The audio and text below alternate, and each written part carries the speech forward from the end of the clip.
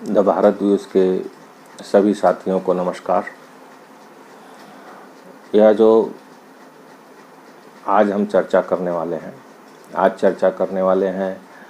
कि जो पाकिस्तान, अफ़गानिस्तान और बांग्लादेश के जो अल्पसंख्यक 2014 के पहले भारत में आकर रह रहे हैं, वह अपनी नागरिकता, भारत की नागरिकता के लिए अपना आवेदन दें। केंद्र सरकार ने अधिसूचना जारी किया है। वह किन राज्यों और किन ज़िलों में रहने वाले लोगों के लिए है, उसके संबंध में आपको बताते हैं। यह अधिसूचना 28 मई को केंद्र सरकार ने जारी किया है कि ऐसे वहाँ के जो इन तीनों देशों के जो अल्पसंख्यक जो भारत में प्रताड़ित होकर आए हैं, नौकरी के उद्देश्य से नहीं, जो प्रताड़ित होकर आए हैं, वह अपनी नागरिकता, उत्पीड़ित शब्द का प्रयोग है, तो उत्पीड़ित का मतलब हो गया कि जो वहाँ पे सताए गए जो ऐसे अल्पसंख्यक हैं, तो वह नॉन मुस्लिम, जो सताए गए नॉन मुस्लिम, तो वहाँ पे चूँकि यह मुस्लिम बाहुल्य तीनों देश हैं और वहाँ पे जो अल्पसंख्यक है वह नॉन मुस्लिम ही होगा और सताया गया होगा, ऐसे लोगों को भारत में अपनी नागरिकता के लिए आवेदन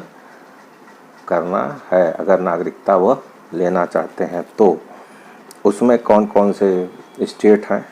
उसमें गुजरात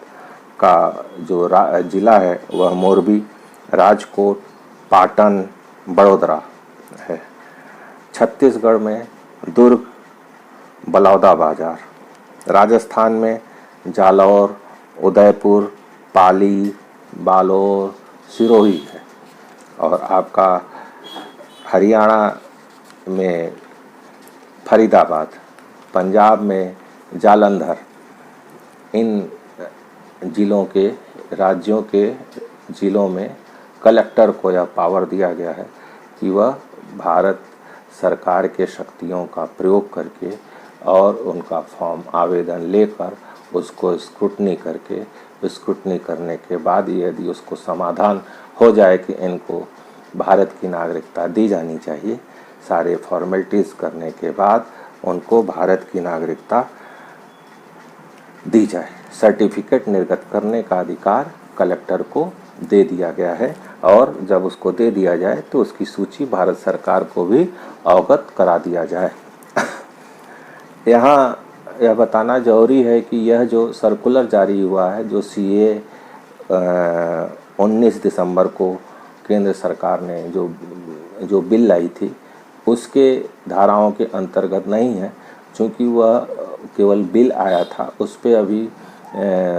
अधिसूचना जारी नहीं हो पाया है। और उसमें अधिसूचना नहीं जारी हो पाया है क्योंकि अभी उसको जो उस पर कानून के जो धाराएं बनती हैं, जो उसको बनता है, वह अभी नहीं कंप्लीट हो पाया है। तो उन्होंने लोकसभा में अवगत कराया है कि नागरिकता संशोधन उसको जो है अभी बाकी है अधिसूचित किया जाना, जो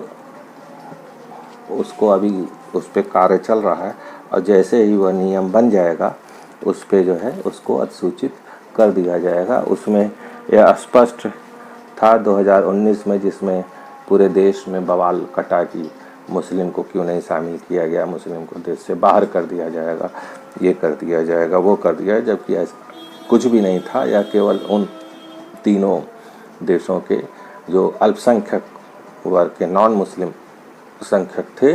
उनको जो उत्पीड़ित होकर भारत में शरण लिए थे, उनको नागरिकता देने की बात कही गई थी। इसमें हिंदू, सिख, ईसाई, बौद्ध, जैन और पारसी, इतने ही वर्ग के लोगों को 2019 में देने के लिए अधिसूचित किया गया था। जो है यह समय बढ़ा दिया गया,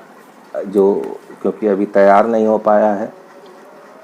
कोरोना, और उसकी वजह से केंद्र सरकार की जो कमेटी है वह इसको तैयार नहीं कर पाई है, इसलिए 2019 की अधिसूचना नहीं जारी हो पाई। इसलिए केंद्र सरकार ने यह जो अधिसूचना इनकी नागरिकता के लिए किया है, वह नागरिकता कानून 1955 की धारा 16 के तहत उन्होंने जो है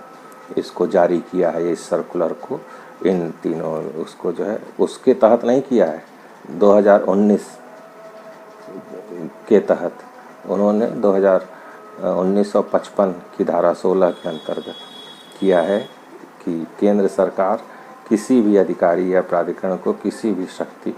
धारा 10 और धारा 18 के अलावा सौंपने में सक्षम बनाती है। इसका प्रयोग करके धारा 16 यह कहता है कि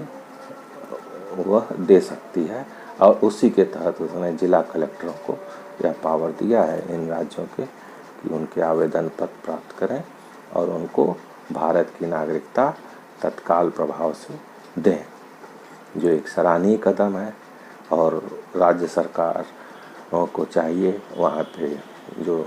जिला कलेक्टर हैं कि इसमें प्रभावी कार्रवाई तत्काल करके ऐसे लोगों को चिन्हित करते हुए जो भी उचित हो जल्दी से जल्दी भारत की नागरिकता प्रदान कर सकें, जिससे वह यहाँ पे अपना